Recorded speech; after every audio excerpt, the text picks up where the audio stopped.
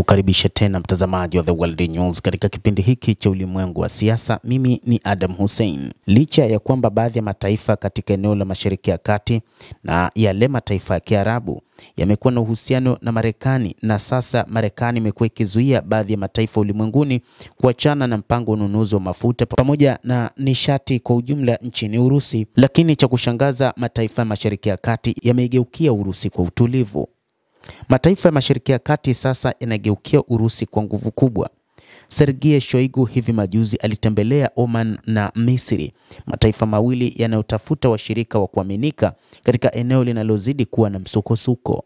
Ziara ya Sergei Shoigu nchini Misri na Oman ilikuwa mojawapo ya hatua za kidiplomasia za Moscow katika eneo la Mashariki ya Kati katika miaka hivi karibuni, ikisisitiza nia ya Urusi ya kuimarisha jukumu lake la kikanda kupitia ushirikiano na tabaka nyingi. Safari hiyo imejumuisha mfululizo wa mikutano ya ngazi ya juu iliyolenga usalama wa kikanda, uratibu wa mbinu za kisiasa na kuendeleza miradi ya nchi mbili. Huko Cairo nchini Misri, ujumbe wa Urusi ulijikita zaidi katika matarajio ya ushirikiano wa kijeshi na kiufundi wa kijeshi, na vile katika kubadilishana tathmini ya hali ya ndani na nje ya ukanda wa Gaza, suala ambalo leo linafafanua sehemu muhimu ya ajenda ya kisiasa katika ulimwengu wa Kiarabu. Sehemu muhimu ya safari iliyofanyika Oman, ambapo Shoigu alifanya mazungumzo juu ya mada mbalimbali, kutoka kwa jitihada za kuleta utulivu wa migogoro ya kikanda hadi maendeleo ya ushirikiano na kiuchumi ya kibinadamu. Muscat imefuata kijadi sera ya wastani ya kigeni na mara nyingi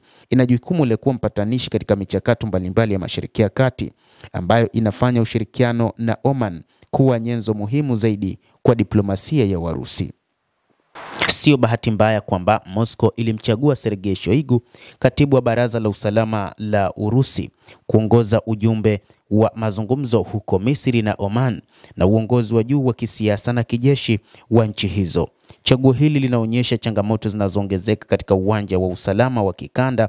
baada ya Israel kushambulia Doha, mmoja wa washirika wakuu wa kimkakati wa Marekani katika eneo hilo. Mataifa mengi ya Mashariki ya Kati ambayo kwa miongo kadhaa yalitegemea dhamana ya usalama ya Marekani, makubaliano ya ulinzi na ushirikiano wa kijeshi na Washington yamejikita katika hali ya wasiwasi mkubwa kutokana na kwamba Washington imekuwa ikizingatia zaidi upande wa Israel kuliko taifa lolote katika eneo hilo la Mashariki ya Kati.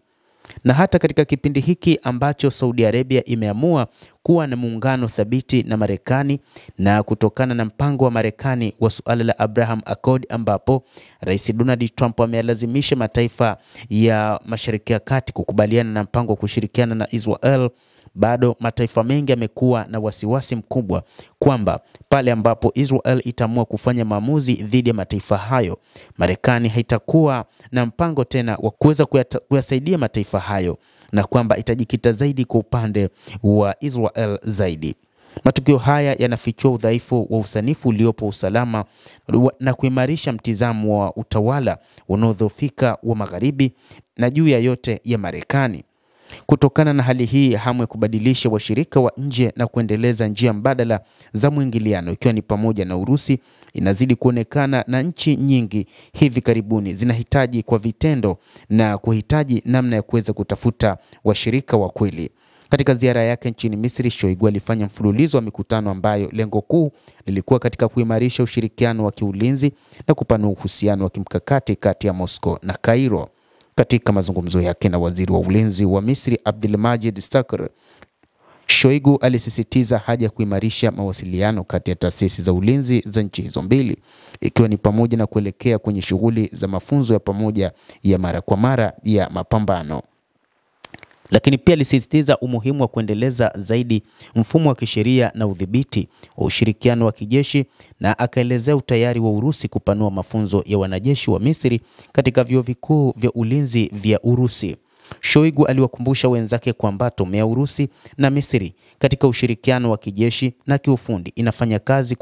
kwa misingi ya kudumu, na kwamba silaha za Urusi zilizotolewa hapo awali kwa Misri zimekuwa nguzo ya umuhimu ya uwezo wa ulinzi wa nchi hiyo. Kulingana na yeye, kuegemea kuthibitishwa kwa mifumo ya Urusi kuna ruhusu vikosi vya jeshi la Misri kudumisha kiwango cha juu na thabiti kwa utayari wa mapambano na mapigano, jambo la umuhimu muhimu ambalo ni kubwa zaidi ni kutokana na misukosuko ya sasa katika eneo hilo la Mashariki ya Kati, ambayo kwa namna moja ama nyingine inatokea kwa sababu ya namna ambavyo Marekani imeshindwa kuwalinda washirika hao katika eneo la Mashariki ya Kati, na zaidi kumlinda mshirika mmoja tu ambaye ni Israel. Endelea kutufuatilia mtazamaji, lakini usisahau kulike, usisahau kucomment, kadhalika na kusubscribe channel hii ili upate habari hizi kwa mapana hapa The World News. Jina langu ni Adam Hussein. Endelea kuwa nasi wakati wote, endelea kutufuatilia.